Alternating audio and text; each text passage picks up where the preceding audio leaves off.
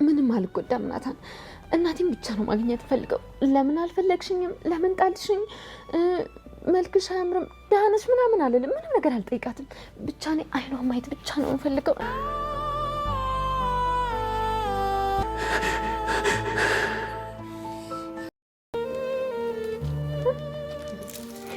ማልቀስ አይጠበቅብሽ። ያው ተነጋግረን ነው። እሺ አታስቢ። የሁለታችንም ሀሳብ ይገባሻል። መልካም ልደት። አልወድሽም ልጄ። ያቁመኝ። እውነት ሁሉም ነገር ይከብዳል። በዝምታዬ ውስጥ ትዕግስት ያልቋል። ደሬ ከአቅሜ በላይ በሆነ ደረጃ በጣም አዝኜብሃለሁ። እረ ሌላም አለ እንዴ? ቀለበት ሊነግርሽ እንጂ ሊያሳይሽ አይችልም። እናትሽን ብትናፍቂም የቀን ጉዳይ ነው እንጂ ሁሉም እንቆቅልሽ ይፈታል። እናቴ አታ ተቸግራ ከፍቷት ደልቷት ይሆን? እናቴ ድሃ ትሆን? እናቴ ሀብታም ትሆን? ምንም ትሆን እናትነቷን ብቻ ነው የምፈልገው የሚለው የዳጣ ጥያቄ መልስ የሚያገኝበት ቀን የደረሰ ይመስለኛል። ብዙዎቻችን በጉጉት ስንጠብቀው ነበረ። ወይዘሮ ማርታ አንተን ላለማስጨነቅ የትዳሬን ገበና ሸፈን አድርጌው ደበቅ አድርጌው ነው እንጂ ህመሙ ካንተ በላይ ያመኛል። ለደቂቃ ጫማ ብንቀያየር የኔን ስቃይ ትረዳዋለህ። አንተን ላለማስጨነቅ ጭንቀት ላይ ላለመጨመር የደበኩት ህመምና ጥያቄ አለ። መልስ የሌለው ጥያቄ። ደሬ ሚስጥረኛዬ አጋሬ ብዬህ፣ አንተ ግን ሚስጥር አማክረኝ አታውቅም። ብቻህን መብሰልሰል፣ ብቻህን መጨነቅ ነው ስራ።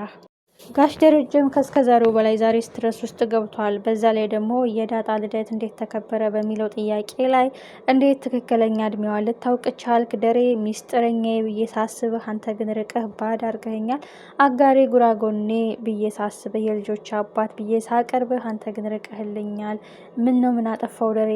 ከፍቶኝ እንዳልከፋኝ ህመሜን ደብቄው ነው እንጂ ብሶቴ ብዙ አለ። ያልተመለሰልኝ ጥያቄ፣ ያልተፈታ ቋጠሮ አለ። ደሬ እስኪ በእኔ ቦታ ሁነህ አስበው ትላለች። ጋሽ ደረጀም ጭንቀቱ ከውስጡ ፈንቅሎ የእግር ሰዓት የህሊና ጸጸት ሆኖበታል። በዚህ የሰራው ክደት፣ የሰራው ስራ፣ በዚህ ዳጣን በእናት ናፍቆት እያቃጠላት ጥያቄዋ በጣም ሲምፕል ቢመስልም ግን የቤተሰብ ትዳር የሚያፈርስ ደስታን የሚቀማ እንደሆነ ሲያውቅ እጅግ ተጨንቋል። ወይዘሮ ማርታም በትክክል ብዙ ጊዜ ህመምህን ደብቀህ መድኃኒት አሳጥተኸኛል። ደሬ አንተን አክብሬህ ነው እንጂ ብዙ ህመም አለኝ። የማልረበሽ የማልረዳህ ይመስልሃል? እኔ ግን ለአንተ ብዬ ነው ከጭንቀት ላይ ጭንቀት ደጋግሜ ጥያቄ መልስ ስለሌለው አልጠይቅህም ብዬ ነው በማለት ወይዘሮ ማርታ እጅጉን ልቧ ተሰበረ። ዳጣም ለአንድ ቀን እናቴን ባያት፣ በተለይ ሰላምዬ ከሰጠቻት ከላከችላት ስጦታ አንጻር እሷ እናቷ እንደሆነች ባታውቅም እናቷ ግን የመጀመሪያ ስጦታ ሰጥታታለች። እናቴ ያልሰጠችኝን አንቺ ሰጠሽኝ፣ እናቴ እንድትሰጠኝ የምፈልገውን ስጦታ አንቺ ሰጠሽ ትላለች። ሰላም እንደሆነች እናቷ ስታውቅ ምን ሊሆን? ጋሽ ደረጀ የቁርጡ ቀን ደርሷል፣ የእኔ ትልቁ ስጦታሽ እናትሽ ናት፣ እናትሽን እነግርሻለሁ ብሏታል በጆሮዋ። ዳጣ እጅጉን ጓጉታለች። ድሬም ወርዶ እንዲነግራት ወደ ሳሎን መጥቶ እንዲያወራት ትፈልጋለች።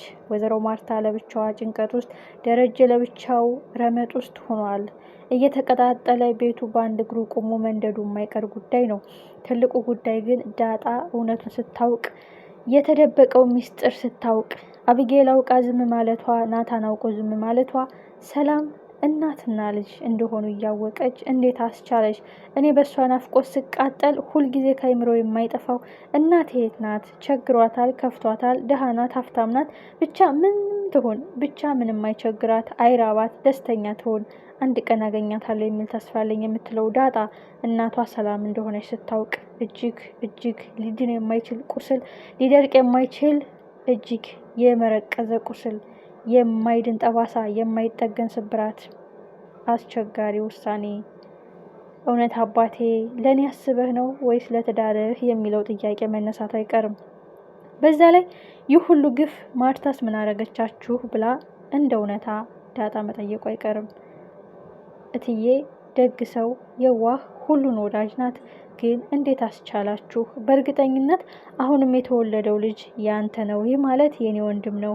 አብጌል አንድ ቀን ወንድም ተወለደልሽ ስትለኝ እኔ ነገሮችን በደንብ አርቄ ስላላየዋቸው ነው እንጂ መልሱ ተነግሮኝ ነበረ። ግን ያልገመትኩትና ያልጠረጠርኩት ስለሚሆንብኝ ነው። አባዬ ምን ነው? ምን በደልኩ? አውቃለሁ ሰላምህን አሳጥቼ ደስታህን ነጥቄ ትዳርህን ላፈርስ ጫፍ ደርሻለሁ። ግን የኔ ጥፋት አይደለም። ጥፋት ባይሆንም እውነቱን አውቄ ዝም ማለቴ ኃጢአተኛና በደለኛ ሁኛለሁ።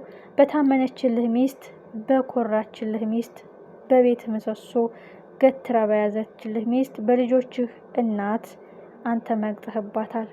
እሷ እንደ ልጅ አይሻለው እያለች እየተንከባከበችኝ፣ እኔ ግን እየሳቅኩ ቀብሬያታለሁ። ምንም ቢሆን እየዋሸኋት ነው። እናትሽ ማናት? አባትሽ ማን ነው?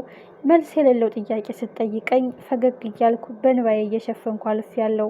ይህ እውነታ ሲወጣ ሁሉም ከሃዲ፣ አስመሳይ፣ ስቃችሁ ወጋችሁኝ፣ ስሚያችሁ የከዳችሁኝ፣ አቅፊያችሁ የቀበራችሁ ናችሁ ብላ ወይዘሮ ማርታ ከባድ የልብ ስብራት ነው የሚፈጸምባት። እንደተፈጸመባት የምታውቀው አስቡት።